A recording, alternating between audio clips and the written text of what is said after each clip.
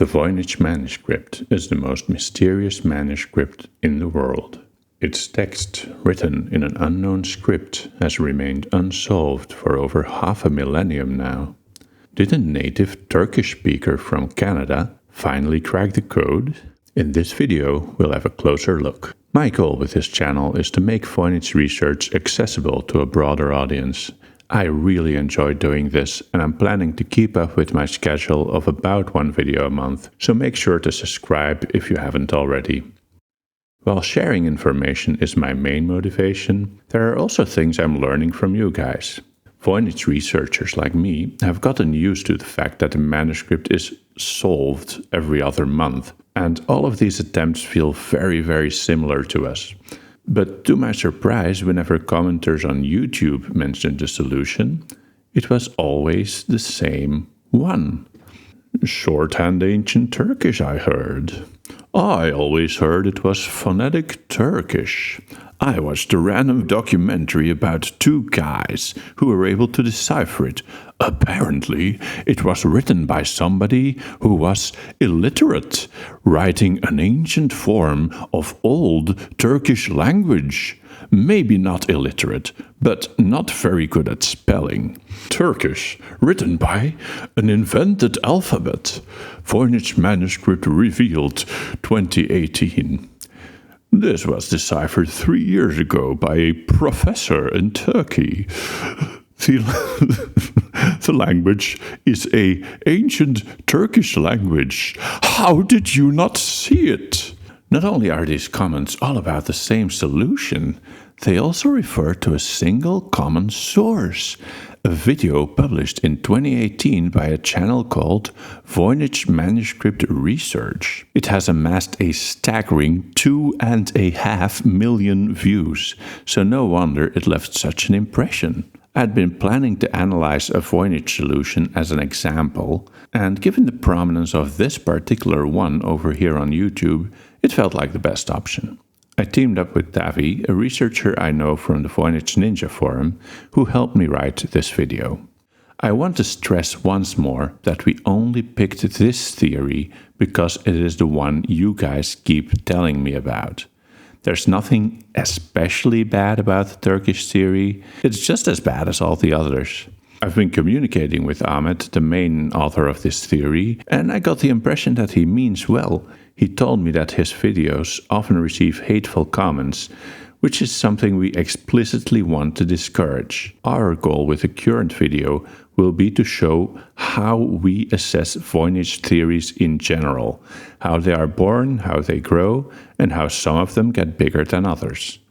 We decided to focus on the most prominent theory on YouTube, but might as well have selected any other one.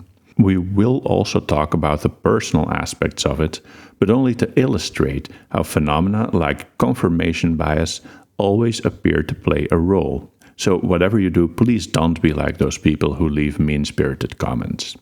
We first heard about the Turkish theory in February of 2018. Based on a few teasers they gave us, expectations among Voynich researchers were high. We can usually spot a bad Voynich theory immediately. They always make the same mistakes, but this time it was different. Researchers expressed their desire to learn more, reiterating their belief that a Turkic language might indeed underlie the Voynich script. Some even saw a Turkic solution fit in well with their own view of the manuscript.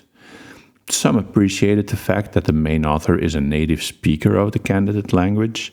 Even Lisa Fagan Davis, director of the Medieval Academy of America, expressed her optimism.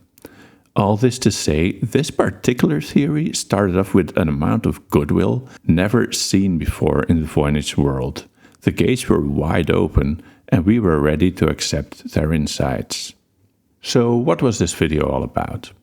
Produced by a professional journalist, it first introduces us to Ahmet, an electrical engineer living in Canada, who claims to have solved the Voynich manuscript. I would love to show you footage from his video, but he did not grant me any permission to use any material, or even cite from them, which is a shame.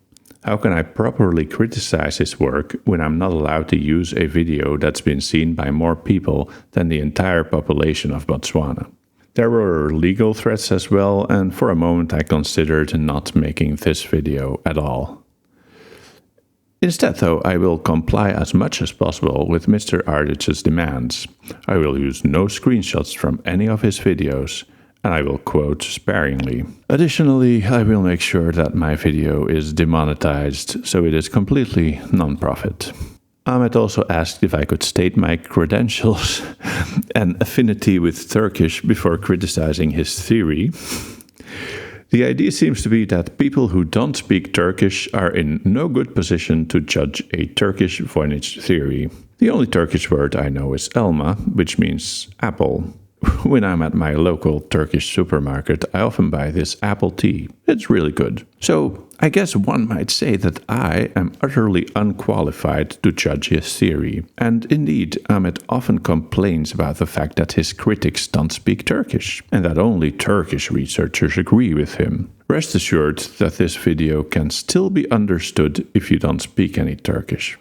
For any native speakers watching, though, I would certainly appreciate your opinion on what we are about to discuss. The common thread throughout this video will be that the Turkish theory is not exceptional. On the contrary, it's a good illustration of the problems Voynich theories usually suffer from. And we have just seen our first example. Demanding a high degree of linguistic knowledge is a tactic that's also used by other people who claim they have solved the Voynich when those claims aren't accepted. Here's a theorist about his Latin solution who claims that a degree in Latin or science is required to understand what his theory is about. Or another with a Polish solution, proclaiming that a proper evaluation of their theory is impossible without deep knowledge of Slavic linguistics. So no, I don't speak Turkish. I do have some qualifications though. I obtained a master's degree in historical linguistics, where my focus was on the historical and modern evolution of languages. I've been studying the Voynich manuscript since 2015 and moderating the Voynich Ninja Forum since 2016. Longtime Voynich researchers like Tavi and myself don't need to be fluent in all languages of the world to know what is expected of an adequate Voynich solution. We know the mistakes that solvers make time and time again, regardless of their chosen language. For decades now, many Voynich researchers have been discovering that Voynichese does not behave like any known natural language. Here's a visual analogy. Say that we expect the Voynich solution to look something like this. But people keep presenting paintings like these. I do not need to be familiar with any of these painters or styles to see that these works are not good candidates. They simply ignore all the problems Voynichese throws at us. Okay, so what are the basics of this Turkish Voynich theory? Well, unsurprisingly, it's yet another variation of the common simple substitution cipher. Each main Voynichese glyph more or less matches to one letter or sound in the target language. There are combination characters, but the vast majority of them seem to be for glyphs that are very rare in the manuscript. But these don't contribute to a general solution. Again, this brings nothing new under the sun. Ahmet is far from the first to solve the Voynich manuscript like this. There are probably over 100 entirely different solutions, and pretty much all of these people are just as certain as Ahmet that they have solved the manuscript. All Voynich solutions might look different at first glance, but when you peel off the veneer of the particular language chosen, you soon notice that all natural language solutions offered thus far have the same 5 problems. Let's have a look at them one at a time. The first common problem seen in Voynich solutions is that they are incompatible with the bizarre behaviors of Voynich text. I've said this many times already, and I will just have to keep repeating it until people get it. You may remember in my earlier videos that I explained how the text of the Voynich manuscript has rigid positional constraints that don't match up with natural language. Some glyphs are found only at the end of lines, others only at the top of paragraphs, and more generally, the order of glyphs is too predictable. If I give you one glyph, your chances of predicting the next are much better than they would be in any regular text. Therefore, the current consensus among Voynich scholars is that a simple substitution cipher is incompatible with Voynichese. This is what we meant earlier in the paintings analogy. The underlying language of your theory is irrelevant if it fails to take any of these statistical anomalies into account. We'll have a look at how this works in the Turkish solution, but keep in mind that this applies to others as well. Right from the start, one of the earliest criticisms of the Turkish theory on Voynich Ninja was that Turkish is not as rigid as Voynichese. They assigned this glyph to Turkish D, but it's clear that for whatever reason, the Voynich system only uses this glyph word initially. That's not necessarily a problem though. Most languages do have some constraints on where letters may appear. So maybe D is only at the start of Turkish words? Here are some words from a list of the top 100 most frequent Turkish words. Notice how we don't need to actually speak any Turkish to see the problem. We can just look up what its most frequent words are. And this list reveals we would expect D all over the place, while the supposedly corresponding Voynich glyph is almost exclusively found word initially. And that's just positional rigidity by itself. We haven't even mentioned predictability yet. This same glyph is almost exclusively followed by this one, which Ahmet reads as O or E. Even without any knowledge of Turkish, I can discover easily that the sequence do, with or without umlaut, is rare. So in order to express the vast majority of Turkish words containing D, according to the apparent structure of Voynichese, one would need to invent all kinds of additional rules. We could go on like this all day. For example, they transcribe this as M. As anyone with a passing interest in Voynichese knows, this is only found at the end of words. But of course there are plenty of Turkish words where M is used word internally, as in the fruit that goes into my favorite tea. In order to solve the Voynich, you need to understand the system of Voynichese first, and find an adequate answer to it. And that is why it's so frustrating to hear the age-old tune of you don't speak Latin, or you don't speak Greek, or you don't speak Turkish, so you can't judge my theory. Your theory is such an unsuitable solution for the Voynich text that our degree of ignorance of your favorite language is irrelevant. If you choose to ignore everything about the structure of Voynichese and prefer to play word games with Voynich glyphs and Swahili, we don't actually need to learn Swahili to point out that what you're doing makes no sense.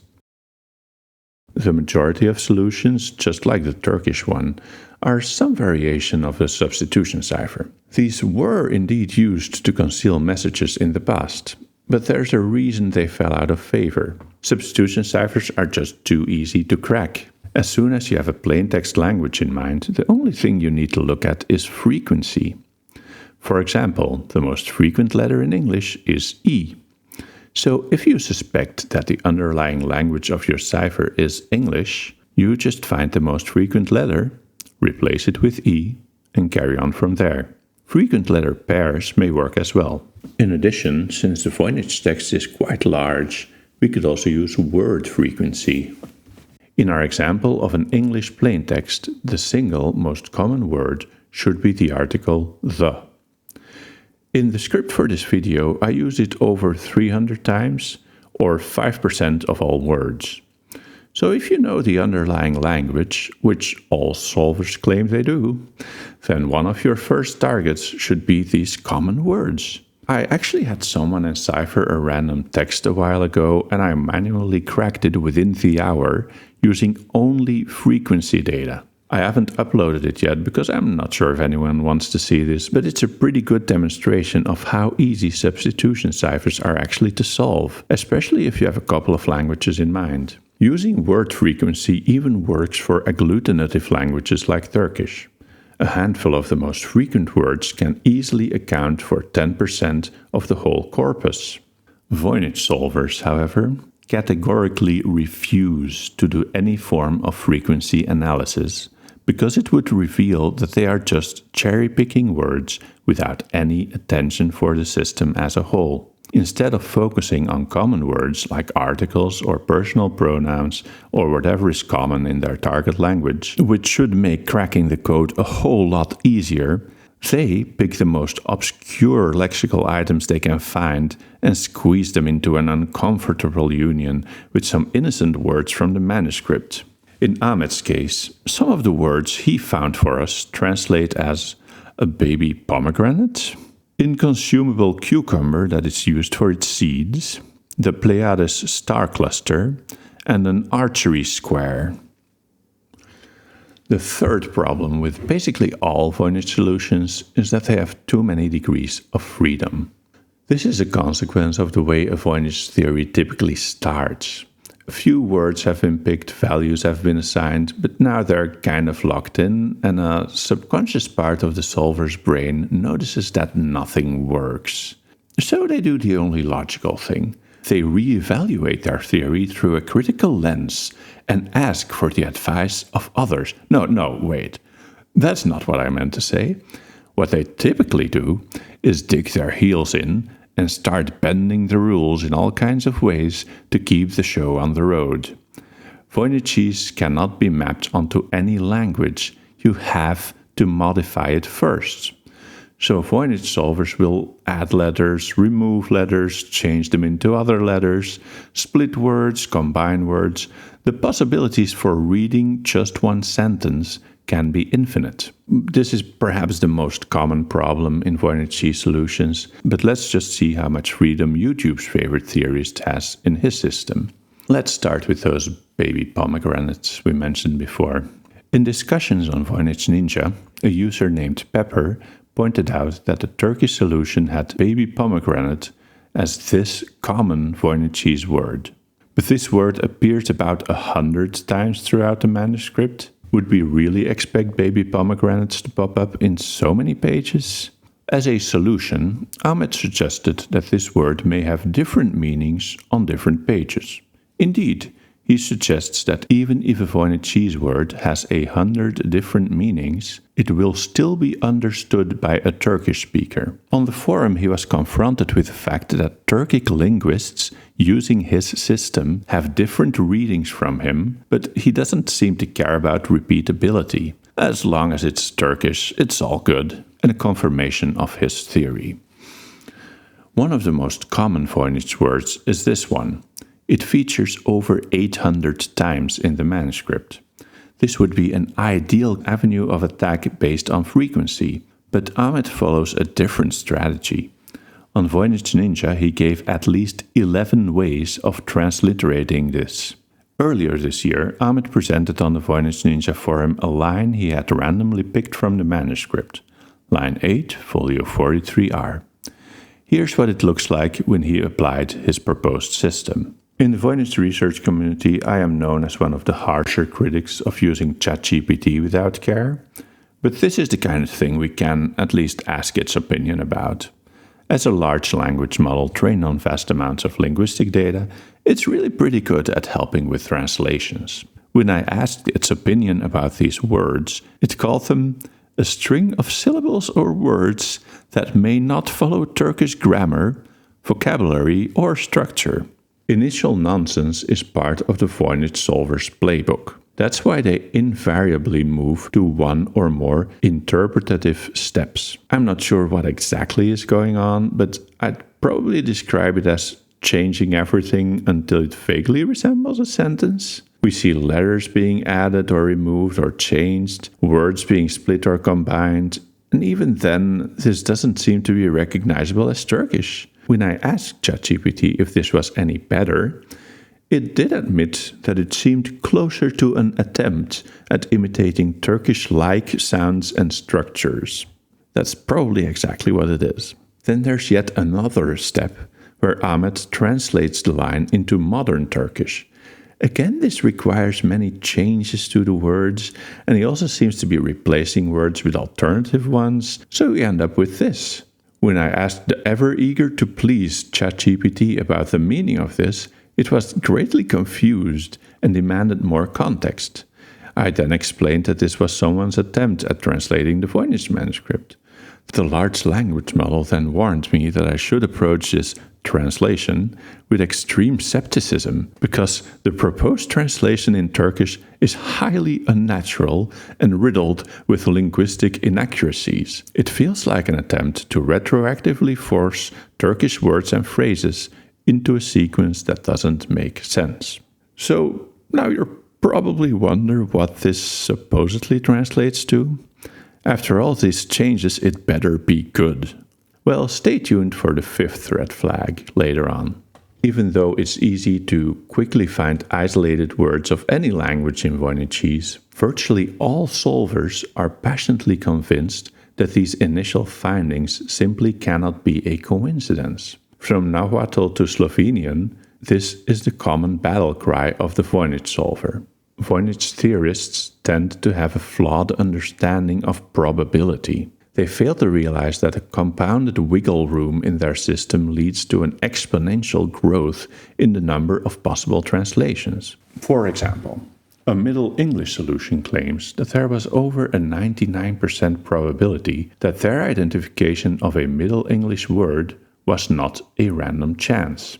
And in 2017, when Gerard Cheshire granted me the honor of being an early reviewer of his Romance theory, I sent him a long email explaining why it couldn't work. His reply was, "I feel bad that you have invested so much time and effort, as I am entirely certain the solution is correct. I have conducted hundreds of experiments, and every one has generated a positive outcome. The marker words demonstrate objective proof. It's simple scientific logic." Do we also see this lack of understanding of probability in the Turkish solution?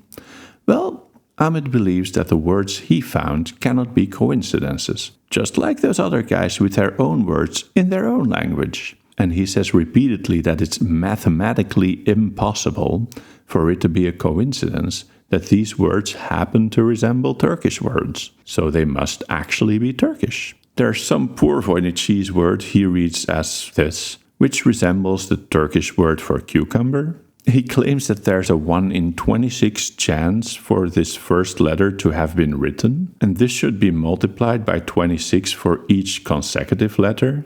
Mathematicians might want to look away for this one. So the chance of this word appearing here by coincidence are about 1 in 300 million. This ignores the fact that Ahmet made up this flexible system to begin with, and then selected this one word out of many. The chances of that working are 100%, regardless of the language or the cipher. It's kind of like picking up a tennis ball and then claiming that the chances of you holding a tennis ball by coincidence are 1 in a million. Together with misuse of statistics, there's also this idea among solvers that quantity equals quality. There are several theories in languages like Slovenian and Greek that translated over 1,000 words. All this shows us is that it's not only easy to start a Voynich theory, but given enough time spent on playing word games, it's also easy to collect many words. Okay, so we can't use word count to differentiate the Turkish solution from its rivals. But what about the links to the images? The main issue here is that we do not know what the images in the Voynich manuscript represent. Take folio 78V. Ahmet's translation of these words into Turkish is rub your little ass, or rub your young ass, or rub your or their own small ass with water. Rub your own small ass with water? Luckily this video is demonetized already. But the words aren't actually labels. He has taken these words from the bottom line and cut out the words that follow. The exact word Ahmet translates as little ass with water occurs over 100 times in the manuscript on all these pages. Perhaps we should conclude that the Voynich manuscript seeks to promote personal hygiene in little people.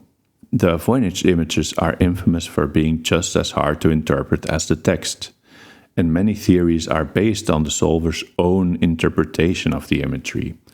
Gerard Cheshire claims that his Proto-Romance translation is about a rescue mission during a volcano eruption, and he connects images in the manuscript to the volcano and the journey.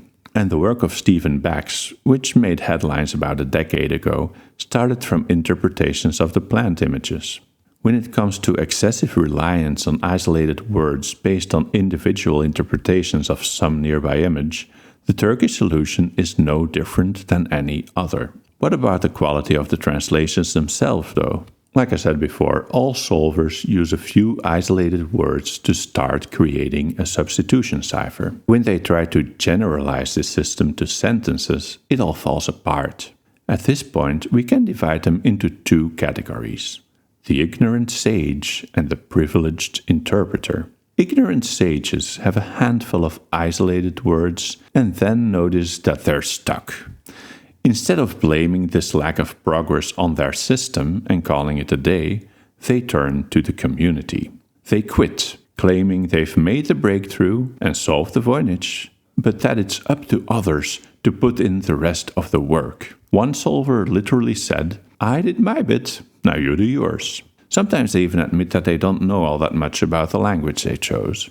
Other solvers, though, graduate to become privileged interpreters. They don't always require your input because they usually manage to dredge up a few sentences out of the manuscript's enigmatic depths. We're using the word sentence loosely here, though. They first take some liberties with their own system to get anything that looks like words they found in some dictionary, and then apply some further interpretative steps to end up with a modern translation. Grammar is an afterthought at best, and the results tend to be, shall we say, rather poetic. Not to worry, though, the privileged interpreter can tell us what it all means. Here's one from a Latin solution that's a particular favorite of ours. So remember, this person claims that this is written in the Voynich manuscript. With fear back the runic writing, born by man about concern, to whom only, in particular again to explore, unless, once again, only one, perhaps many times over, frighten himself, and also I will vanish. Leave the foot, sneak still, while by means of me this as result transmit. Mine burn out of God forth. Burn. Amen. And not enough I arouse, perhaps? Indeed, you do not arouse enough. Admittedly, this example is one of the worst ones out there, but once you've seen enough of these, you start recognizing this specific brand of uncanny non-language common to forced translation of Voynich sentences. It's not surprising that very few solvers then go on to translate entire pages. So does Ahmet fall into either of those categories? Many of his translations are isolated words, and he does seem to be seeking help to progress. But he has also produced some translations of sentences. Here are some he shared on Voynich Ninja. On the first day of moving on hands and knees, a disabled child born from marriage of relatives within the same family can be seen as praiseworthy by strangers. However, those familiar with the child may point to the child's wet nurse's nipple as the result for this success, and may feel that they should be caressed. Ahmet, our privileged interpreter, sees this as allegorical. It's about misperceiving something based on your own interests. Ironically, this appears to be exactly what he's doing himself to the Voynich manuscript. Here's another one. That word of the waterway friends, those who come to find out if their bride is a virgin or not, who are potentially be seduced, a married boy or man. The married gossipy girl is stopped by the boy. You might think that this makes sense if it's poetry, but keep in mind that it's already the result of a flexible system that gave the solver several layered opportunities to nudge the output of his procedure in the direction of human language. Even with these liberties, the result is always poetic at best, though far removed from any kind of poetry that has ever existed. Here's a recent example from one of Ahmet's rivals, a Hebrew-Syriac solution, just to show that enough wiggle room can allow for a generation of pseudo-poetry out of nonsense. The examination shall be entrusted when coming. The raised holy ones in the furnace shall lift up. The secret thorn of goodness seals what is shared between the two realms. The journey through hardship with certainty became pure in these two dwellings. It's weird, but it doesn't sound any worse than Ahmet's translations. You can't really choose between them. It's been at least 7 years since Ahmet announced the manuscript was Turkish, and we still haven't seen any sizable amount of page translations, let alone a full translation of the entire thing. Now, Ahmet has provided various reasons to explain this and the red flags we've outlined. Surprise, surprise, none of these excuses are new either. We've seen them all before in varying combinations. Let's call it the solver's smokescreen. He said that it takes time because words in Turkish have multiple meanings.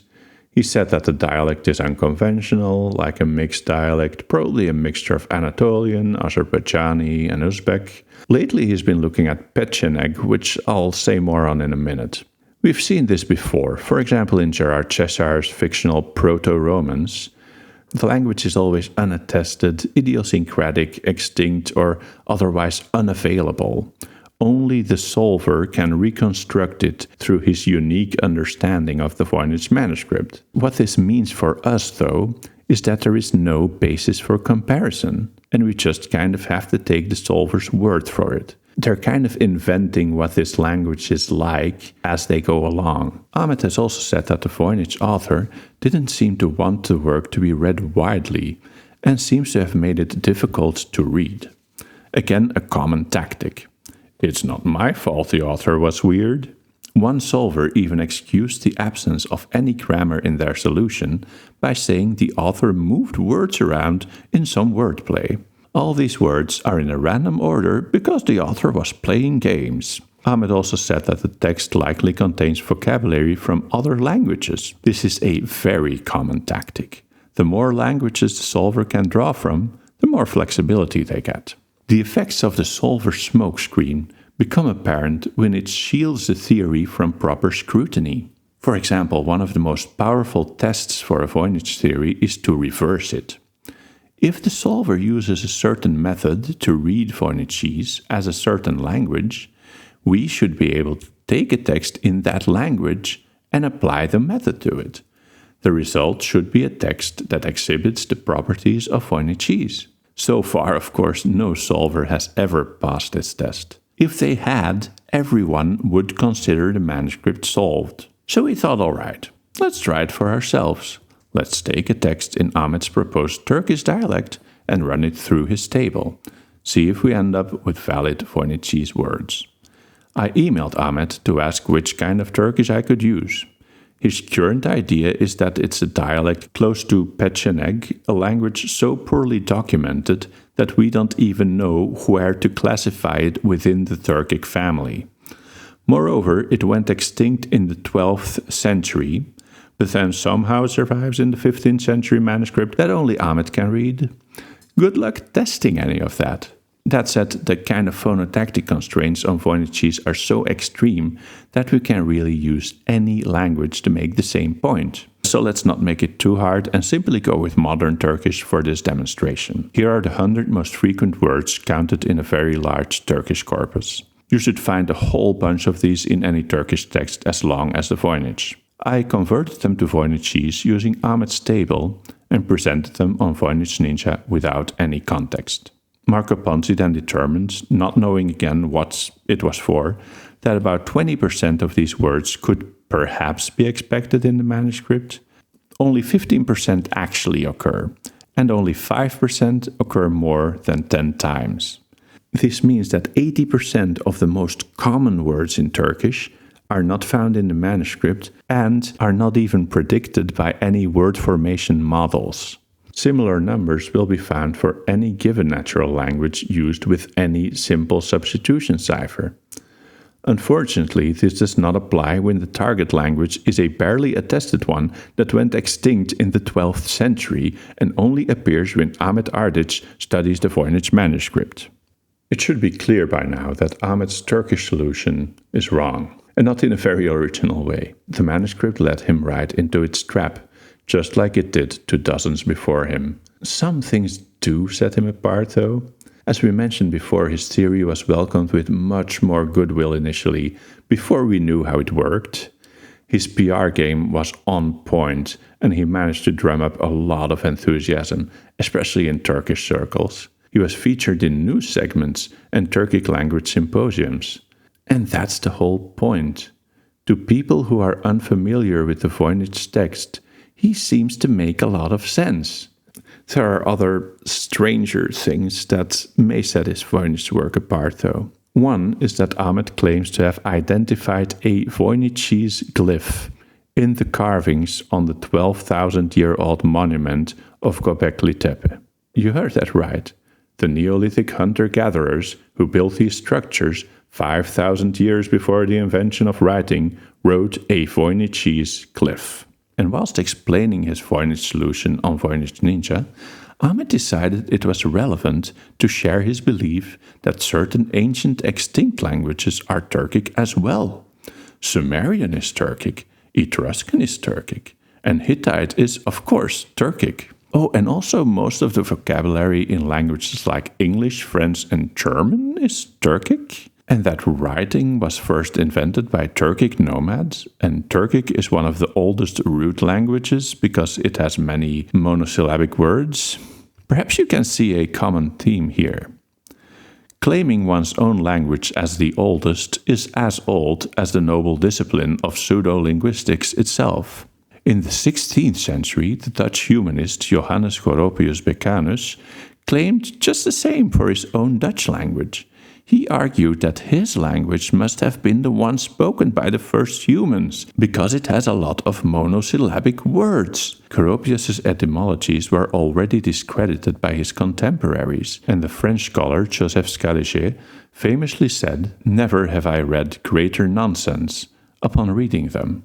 Today, we still call the pseudoscientific search for the oldest languages Goropisms, after its Dutch originator. So what, you might say? There's nothing wrong with a man Goropising a bit in his spare time. And normally I'd agree. But in Ahmet's case, it's all connected, even to his Voynich research. In a long Turkish video titled Voynich Manuscript, the interviewer asks Ahmet how he got into the study of the manuscript. Ahmet starts by explaining how little remains of original Turkic writings. It seems he thought there might be unrecognized Turkic inscriptions still out there. His efforts to reinterpret numerous ancient languages as Turkic weren't welcomed by mainstream academia, though. So he tried with more recent sources, medieval manuscripts, and specifically those written in an unknown script. He found a list of mysterious manuscripts online, and that's how he learned about the Voynich. Why did he select that particular manuscript? The interviewer asked. Ahmet's answer is simple. Because it was the most mysterious. The number one on the list. He decided to look into it, and it turned out to be Turkish. But why is this all relevant for his Voynich theory? Well, we're including this because there is one important aspect of Voynich theorizing we haven't mentioned yet. Confirmation bias. If you approach the Voynich manuscript wanting to find something, you will find it. And it will give you all the evidence you need. Even if you're an intelligent person, which I'm sure Ahmet Ardich is, which I'm sure many of the other solvers with their Latin and their Greek and their Slavic are, but the Voynich manuscript is the strongest source of confirmation bias in the known universe. That's why we see so often that these solvers will defend their theory with great passion and unrelenting conviction that the manuscript is Latin, that it is Turkish, that it is Polish, because the manuscript does the same thing to all of them. It will allow you to find what you want to find. After a while, though, every Voynich solver we have seen so far slows down and gets stuck, because it becomes increasingly difficult to make their system work. This is the opposite of what we would expect. As soon as you have found the correct approach, the whole thing should unravel. When Kevin Knight and his team examined the Copiale cipher in 2011, they also started with a few modest discoveries. Just a few weeks after that, they were already able to read the whole manuscript. Since the opposite of that keeps happening with Voynich solutions, we must conclude that their approach is not the correct one. This is not to say that we believe that the Voynich text contains no linguistic information. It's possible that the text in the Voynich manuscript turns out to be based on Turkish. I would welcome such an outcome as an enrichment to our knowledge of medieval languages. But the problem is not the language, whether it be Turkish or Latin or Greek or anything else. The problem is the system. Before we can pin down a language, we have to discover how something as rigid and bizarre as Voynich cheese could have resulted from any natural language at all. That is what more experienced Voynich researchers are struggling with right now. And an answer is not in sight. But time and time again, enthusiastic solvers skip this step. They start painting the walls in their favorite colors before the house is even built. If there is anything you take away from this video, let it be that you should be extremely skeptical when a new Voynich solution pops up. Sooner or later, another one will make headlines. In that case, feel free to ask any question you have at the Voynich Ninja forum. You can find the sources we used for this video in the description below if you want to have a look for yourself. Don't forget to subscribe to the channel and follow the words of wisdom of our Voynich solvers. Always leave the foot and don't caress the wet nurse's nipple.